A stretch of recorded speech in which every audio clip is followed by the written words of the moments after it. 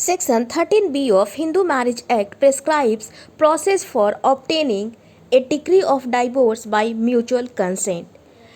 इसको 1976 के amendment act द्वारा इंसर्ट किया गया हिंदू मैरिज एक्ट में। ये बेस्ड है irretrievable breakdown of marriage theory पर।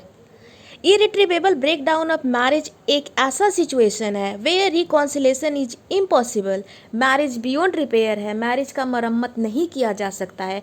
विवाह ऐसी स्थिति में नहीं है जहाँ पे उनके आपसी रिश्तों का मरम्मत किया जा सके। 13B का क्लॉज 1 ये कहता है कि विवाह के दोनों पक्षकारों द्वारा विवाह 1976 के पहले हुआ है या बाद में तलाक के लिए विवाह विच्छेद के लिए जिला न्यायालय में याचिका इस आधार पर प्रस्तुत की जा सकेगी वे 1 वर्ष या उससे अधिक अवधि से अलग रह रहे हैं, उनकी पारस्परिक सहमति है कि विवाह विच्छेद कर देना चाहिए। उसका जो क्लॉज 2 है, सब क्लॉज है, उसमें ये कहा जा रहा है कि अर्जी प्रस्तुत किए जाने की तारीख से 6 मंथ से अधिक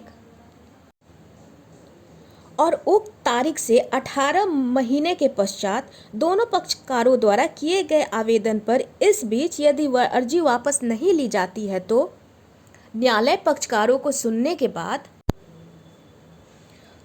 आवेदन पर और अर्जी वापस नहीं ली जाती है तो न्यायालय क्या करेगा, पक्षकारों को सुनने के पश्चात और जांच करने के पश्चात जैसा वह ठीक समझे कि अर्जी में किए गए कथन सत्य हैं, विवाह विच्छेद के डिक्री पारित करेगा, जिसमें डिक्री की डेट से उस विवाह का विघटन हो जाएगा, डिसोल्यूशन हो जाएगा मैरिज का उस डिक्री के डेट से।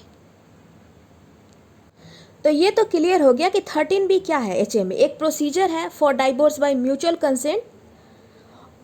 इसमें क्या इंक्लूड है, this includes cooling period of 6 to 18 months after making a joint application of divorce.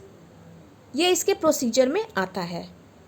यहाँ जो है आर्टिकल 142 ऑफ इंडियन कॉन्स्टिट्यूशन, ये क्या है, तो ये एक ऐसा आर्टिकल है जिसका इस्तेमाल माननीय सर्वोच्च न्यायालय द्वारा एक्सेप्शनल सर्कमस्टांसेज में किया जाएगा to ensure complete justice. Article 142 है वो है not bound by procedural requirements.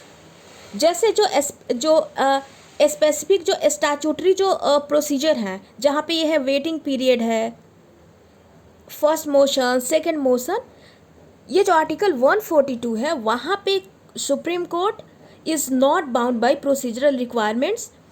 और अगर वहाँ पे लगता है कि पॉसिबिलिटी नहीं है रिकॉन्सिलेशन की, अब ये मैरिज ना बियॉन्ड रिपेयर हो गया है, तो वहाँ पे सर्वोच्च न्यायालय द्वारा आर्टिकल 142 का इस्तेमाल करते हुए एक्सेप्शनल सर्कमस्टांसेज में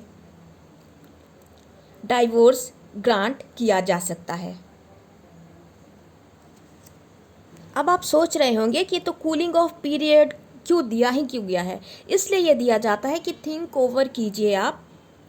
सेकेंड मोशन इसलिए है कि अगर कोई विड्रॉ कर देता है उस पिटीशन को, इस अवधि में दोनों के बीच सुलह हो जाती है, दोनों चाहते हैं कि फिर से नहीं मैरिज हमारा फिर से चले, हम साथ रह जाएं, अगर विड्रॉ कर देता है पिटीशन को तो फिर कोई बात ही नहीं है। इसलिए कूलिंग पीरियड दी जाती है कि इंसान ठंडे मन से विचार करे उन चीज़ों पर। जो शिल्पा शैलेश का जो केस है, शिल्पा शैलेश बनाम वरुण का, ये बहुत ही इम्पोर्टेंट जजमेंट है जो 2023 में आया।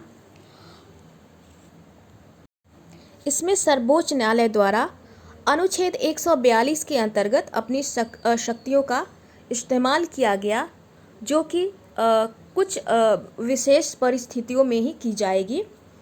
इसमें ये बोला गया कि भावनात्मक रूप से विवाह खत्म हो गया है, 6 साल से वे लोग अलग रह रहे हैं, उनके आरोप की जो एलिगेशंस जो लगाए हैं उसका नेचर भी देखना है कि किस टाइप का एलिगेशन है उनका। तो न्यायालय का यह कहना था कि जब जोड़े लंबे समय से अलग रह रहे हैं और सुलह की कोई गुंजाइश नहीं है, इसे जारी रखने पर अन्यायपूर्ण रूप से कष्ट बढ़ना ही है।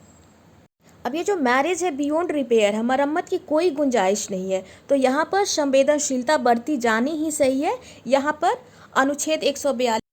अनुच्छेद 142 के अंतर्गत असाधारण शक्तियों का प्रयोग करके तलाक दिया जा सकता है।